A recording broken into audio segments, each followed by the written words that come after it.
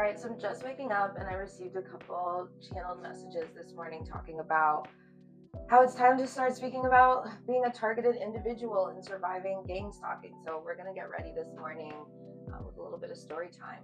Those of you that aren't familiar with gang stalking or being a targeted individual, when you look it up on Google, you're definitely going to see it being described as something that is a conspiracy theory or things that people that are experiencing as delusions. But I definitely want you to know that that is the furthest from the truth. It is absolutely real. People are experiencing it not only in the United States, but all over the world. And I happen to be one of those people. I'm not sure how long I have been experiencing this. It could have been going on my entire life. I definitely want to say it probably started around 2012 when I came out with that 2012 video that I didn't intend to have blow up. A lot of people who are being targeted in these situations are people that have a really strong sense of pattern recognition. They can be described as like a seer. There are also people with certain bloodlines that are targeted. There's so many different reasons and so on and so forth.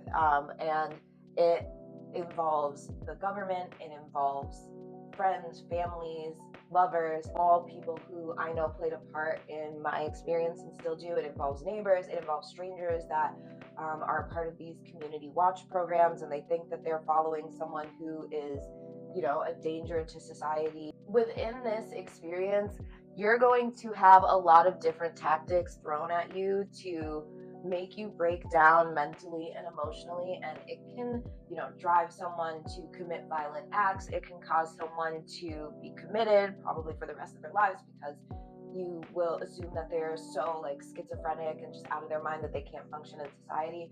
And unfortunately, some people are driven to deleting themselves. They also want you to be isolated and to be silent through these experiences, which is something that I definitely fell through. But the more that I've sat in my isolation, the more I learned about myself and why this is happening. And I just don't want anybody else to ever go through what I went through. And it is really heartbreaking. It is heartbreaking to learn that there are people that you love that participate in these types of shenanigans. And if they're not participating, they're sitting silent because they would rather, I don't know, protect themselves than protect the person that's actually being harmed. And I think that if people were actually more invested in community and unity and love, they would not allow this to happen. Fortunately, that's not the society that we live in today. So I'm going to spread this to, try and do my part in how we can stop these types of situations. Something that I experienced a lot of was street theater, and that's when they sort of bring these people, I don't know if you want to call them like actors or whatever, but they just create these little scenarios around you. For example, there are a lot of like fake weddings in the area that I lived in at one point. Even though there were never weddings happening, there were maybe like 3-4 weddings in like one weekend, and they were all surrounding me, like outside of my hotel, outside of my apartment, outside where I used to walk my dog. They performed street theater outside of hotels when I was hiding in hotels, by having shoots for like fake TV shows. They did it outside of my office as well. They knew where I liked to sunbathe during my lunch break, and they would like bring in all these like little kids to the park, which was like really messed up.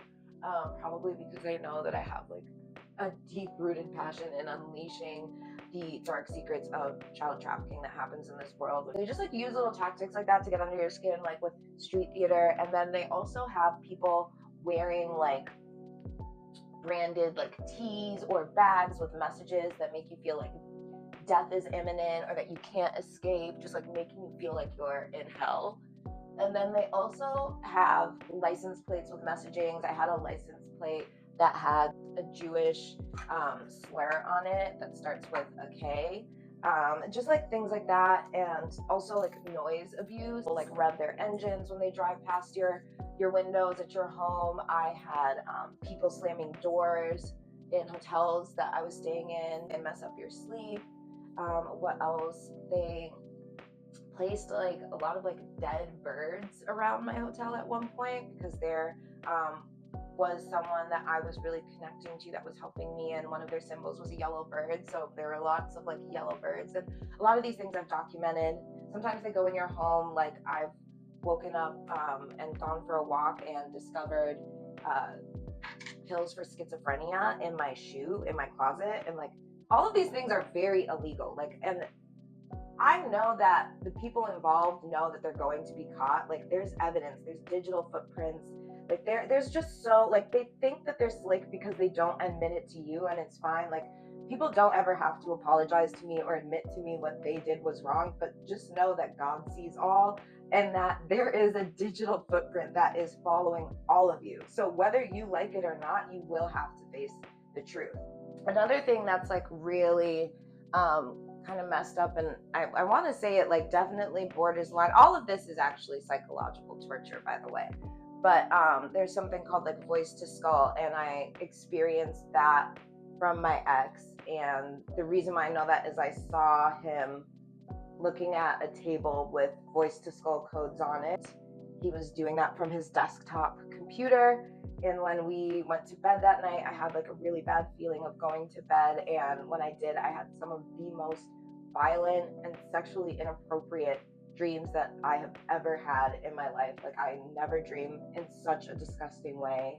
And it was just really hurtful to know that like people you love, people you would die for, like actually are waiting on you to die because of whatever money or whatever payout they were supposed to get from your demise. And it's a really sad reality that they choose to live in. I'm choosing forgiveness, but I will not be silent, because I definitely do not want anyone to go through what I went through. Or if anyone is going through this right now, know you are not alone, know you are not crazy, and that there are things being done behind the scenes to take these people down and hold them accountable. And I just hope the people that participated in this, I hope it was worth it.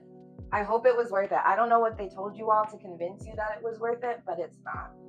And the things you try to frame other people for you attacking us, it's not going to work. Like, it's not going to work. So just give up and go find a hobby and go find God.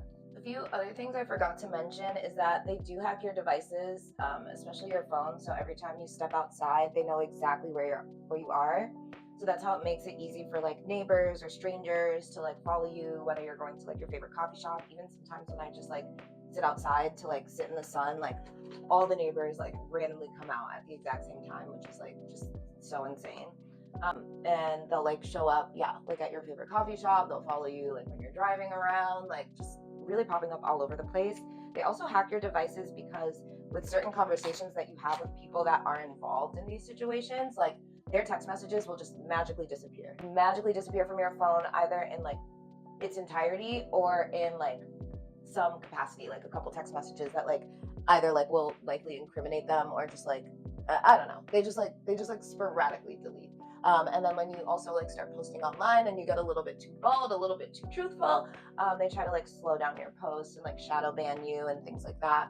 Another thing, which is a little bit darker, is poisonings. I've definitely had like several poison attempts that occurred, and I've like reported them like at the hospital. I've like, they don't do anything. They're able to tamper with your food, with your drinks, things that you've ordered. I've also had at like certain hotels, like the Wall Street Hotel and Seaport 33, where people who work there have just like randomly given me a free drink just because. And obviously, like, you do not take those things. And so yeah, they not only try to psychologically torture you, they do definitely try to end you.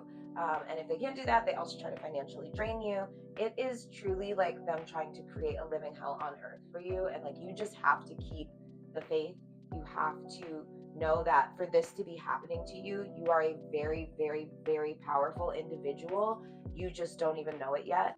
There are things that like you may know that these people go to great lengths to attain that knowledge, and it just like lives and breathes in your DNA, in your being. These are people that are so jealous, talentless, and do not have the ability to go within themselves and work on themselves. So they need to destroy other people that are better than them. And they do that by making you feel less, which is just like, it's so childish. Like, they do the most insane type of things in the most like demonic way, but like It's honestly just so pathetic because at the end of the day, they think that anything that they can get you to do to act out will like actually just like embarrass you and make you like crawl in a hole. When in reality, when they get exposed for all of the things that they are a part of, wait till all of this stuff gets exposed. Like, think about how embarrassed you are going to be when you are someone that participated in the downfall of an innocent person in the most disgusting ways.